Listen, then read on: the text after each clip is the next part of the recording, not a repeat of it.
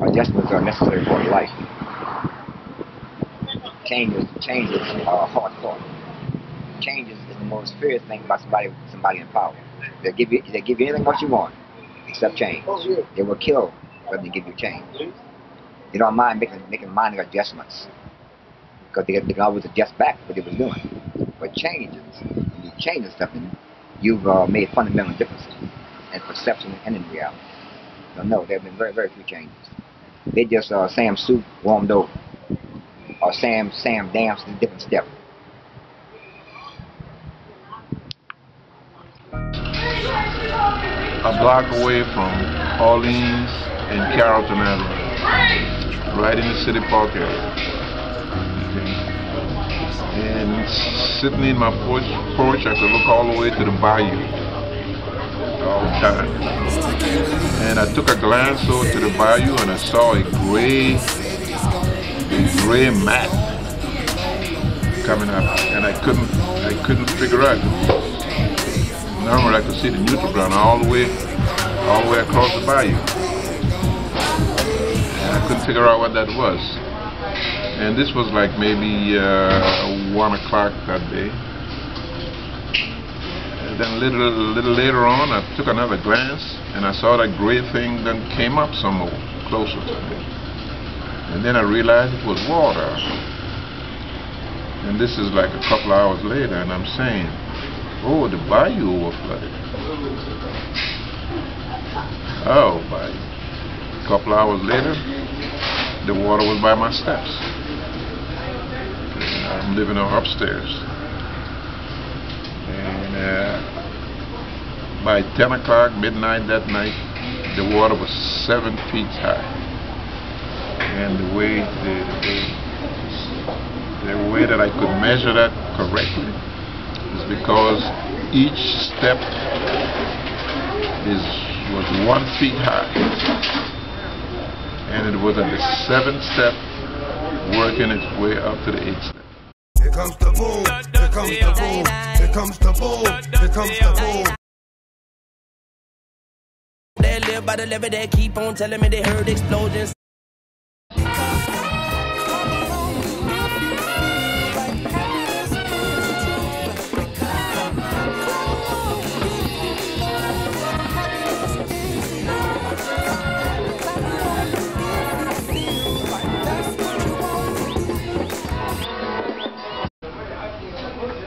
Military, whoever the rescue folks was, they went around picking up people. I saw my first dead body floating right at Canal and Gallows.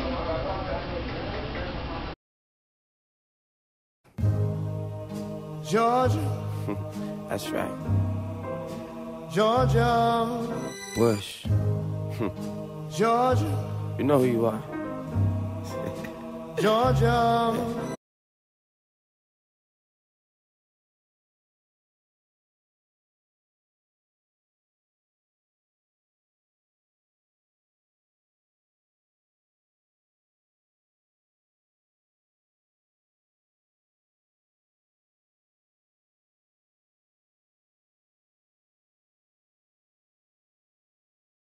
Look at all the bullshit we've been through. Had a nigga sitting on top of their roofs. They brought us down to the city, parking lots next to City Hall. From there, they ushered us on buses down the parking lots down by the Hilton. And from there, they ushered us on helicopters to the airport. And from there, from the airport, they ushered us to places unknown. They would not let us know where we were going. They took us on a modern-day slave ship, a cargo carrier for the military. We were strapped in, but you couldn't move. It was side by side, jammed next to each other. People started getting sick. The children was urinating, and you know you're on a flat floor, so everybody gets urine on them. And people was throwing up, and the vomit was just rolling. So you was getting it on you too, and you couldn't move your leg, you couldn't move your arm, because the other person, and they literally had a strapped in, and they was up high. We was in the bottom, and they was up high, and they had just lived in the catwalk. And the white dudes in the military was walking up there, looking down at us, taking the picture. And I always put my middle finger up. I said, "You ain't getting no money over this Time magazine." And it was just off, but we didn't know where we was going. We ended up in Texas at an Air Force base. When we got off, they had dogs for us. They had the drug dogs, the police dogs, nothing but dogs. They made us leave all our belongings that we had. I had a backpack on the ground. They put the dogs on them. The dogs was all on us. The children were scared of the dogs. The children started screaming and howling. The old people, it was just messed up really bad. Man, Katrina was fucked up. You heard? Man, the sky was beautiful. The sky was beautiful. The next day, you heard me, we heard a big boom, you understand? And all that fucking water was coming. The fucking white people fucked over us on the slick, bro. Fucked over us bad, bro. When it first happened, the then mayor, Reggae, made a statement and said the city is so devastated, and I'm paraphrasing him, you know, that it's going to take 10 years to put it back together. And here it is. We are a couple of weeks away from the 10 years, and the city is still missing a whole lot. It's out like 2 o'clock in the morning.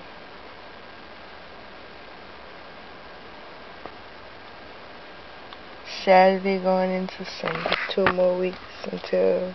has now become a point of pride, and she insists no matter how many boats, helicopters, or armed men come by, she's not leaving David. I will die. I will die before I leave this place. And she means it. We're going to look for our people. We're going to save all our people that we can, and we're not going anywhere. Distrustful of outsiders, teams of local men still run their own rescue missions. Men who don't suffer strangers easily and who accuse outside agencies of being overly aggressive. A lot of us don't know how to breathe. We know how to do the second line because that's part of it, because we pretty much erase the grief aspect of the whole process. But how do we grieve if we've never been introduced to actual grief? We don't do it. We don't do it. I mean, we're going to be angry. We're either going to be angry or we're going to be upset. I mean, or happy. One of the in-between area, we don't really focus on that part. That's the grief period. You know, how do we address that if we never really experienced going through that? Because as soon as something happens, we immediately, but this is what I've seen. My observation tells me we either go from unhappy to happy. The part in between we don't focus on. We pretty much toss it on the side. And I think we need to go through the necessary steps of the movement. We don't do that. That's my personal opinion. Now did you walk through that water like my people them did? Should've seen them old folks and should've seen them kids, hopeless and stressed out with no faith for survival. And you wonder why the whole damn city done started a ride. Helicopters fly by, my people done started shooting.